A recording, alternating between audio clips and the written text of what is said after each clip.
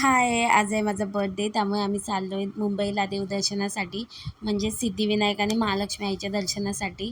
आणि इथे बघा समर्थाला मी छान असं रेडी केलं आहे आणि आज खूप गोड दिसते. त्यानंतर आम्ही सर्व तिघेही रेडी होऊन निघालो आणि नेमका आज संडे होता आणि गर्दी पण खूप होती, त्यामुळे ट्रेन पण रद्द होत्या, मेगा ब्लॉक पण होता. तरी आम्ही कसंबसं करून पोहोचलो एकदाचे. आणि इथे बघा एरवी तिला चालायचं नसतं, पण भर उन्हात तिला इथे चालायचं होतं. नुसती कशी सोडल्यावर पटापट चालत होती ती.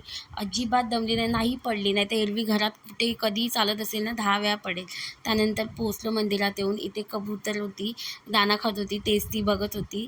आणि इथे पण खूप गर्दी होती मंदिरमध्ये पण, कारण संडे असल्यामुळे आणि दिवाळीची शॉपिंग करण्यासाठी सगळे निघाले, त्यामुळे गर्दी खूप होती. मंदिरात पण गर्दी भरपूर होती.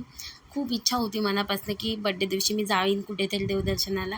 सो महालक्ष्मी आईचं खूप महिना म्हणजे खूप वर्षानंतर दर्शन झालं आहे हे. लग्नाआधी मी आलेली इथे, लग्नानंतर पण आली, पण फक्त समर्थाला घेऊन नाही आली.